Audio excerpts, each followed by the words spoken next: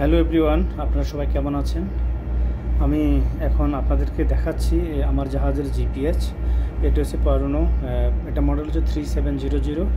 So আপনারা সবাই নিশ্চয়ই জানেন এটা কিভাবে অপারেট করতে হয়। জাস্ট আমি আপনাদেরকে একটু ধারণা দেওয়ার চেষ্টা করব। আর এর অর্থ এই নয় যে আমি অনেক কিছু জানি, অনেক কিছু বুঝি, এর অর্থ এই নয়। জাস্ট আমি আপনাদেরকে একটু ধারণা দিচ্ছি যে এটা কিভাবে অপারেট করতে হয় বা কিভাবে অপারেট করলে সবচেয়ে সুবিধা হয়, আর কিভাবে আপনি একটা ওয়ে পয়েন্ট বসাবেন, আর কিভাবে আপনি ওই ওয়ে পয়েন্ট থেকে আপনি রুট সেট করবেন। ঠিক আছে, প্রথমে আপনাকে এখানে দেখতে পাচ্ছেন আপনার মেনু বাটন। আমি মেনু বাটনে ক্লিক করব। মেনু বাটনে ক্লিক করার পরে এখানে অনেকগুলি অপশন আসবে। এটা হচ্ছে routes / way point list, other ship list, USB, internal memory and management, mark and trackings, mark track settings, mark track edit delete, alarm settings, post line settings, plotting display settings, তারপরে setting system settings. এখানে অনেকগুলি option দেখাচ্ছে। Just আপনাকে আমি শুধু একটা option দেখাবো, how to put the way point. আমি প্রথমে উপরে যাব। উপরে গেলে এখানে আছে routes and way point list. আমি এখানে গিয়ে এখানে এন্টার করব। এন্টার করার পরে আমাকে জিজ্ঞেস করতেছে আপনি কি রুট লিস্ট চাচ্ছেন না ওয়ে পয়েন্ট লিস্ট চাচ্ছেন। তো আমি ওয়ে পয়েন্ট লিস্টে যাব। ওয়ে পয়েন্ট লিস্টে গিয়ে আবার এই যে সেন্টার লেখা আছে এখানে দিলে এন্টার করব।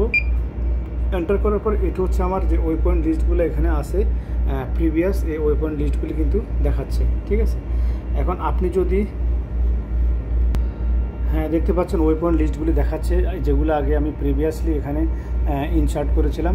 এখন আপনি যদি নতুন কোনো ওয়ে পয়েন্ট করতে চান, নতুন কোনো ওয়ে পয়েন্ট আপনি যদি ইনসার্ট করতে চান, আপনাকে আবার এই পজিশন থেকে আপনাকে আবার এই সেন্টার আছে, সেন্টার দ্যাট মিন এন্টার, এখানে আপনার ক্লিক করতে হবে। ক্লিক করার পর আপনাকে এখানে দেখাচ্ছে name of the way point. আপনি ওয়ে পয়েন্টটার নাম কী দিতে চাচ্ছেন। তারপরে এখানে ল্যাটিটিউড আছে।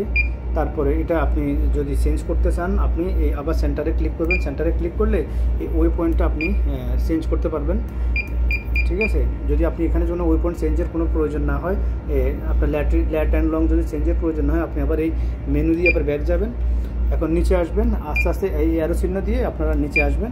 নিচে আসার পরে আপনি এই ওয়ে পয়েন্টে কোনটা মার্ক ইউজ করতে চাচ্ছেন। যেমন এখানে অনেকগুলি মার্ক আছে, এখানে অ্যাঙ্কার মার্ক আছে, তারপরে বিভিন্ন এটা হচ্ছে সাগরের মধ্যে অনেক সময় আইল্যান্ডের পাশাপাশি কিছু আপনার হোটেল থাকে, হোটেলগুলোর মার্ক যেমন সামোস, তারপর অন্যান্য আদার্স মার্ক আছে। এই মার্কের কালারগুলি আপনারা কী দিতে চাচ্ছেন, এগুলা সব কিছু আপনারা যেভাবে চাচ্ছেন সেভাবে করতে পারবেন।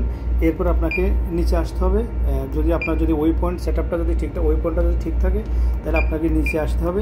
নিচে আসে এখানে রানে আপনাকে রান আছে, এখানে যে রান আছে, রানে কার্সরটা রেখে, অর্থাৎ এটা হচ্ছে কার্সর মিনস এই যে আপনার ভিজিবল হচ্ছে, আমি অ্যারো চিহ্ন দাবানোর পর নিচে আসতেছে, এটা দ্যাট মিন কার্সর।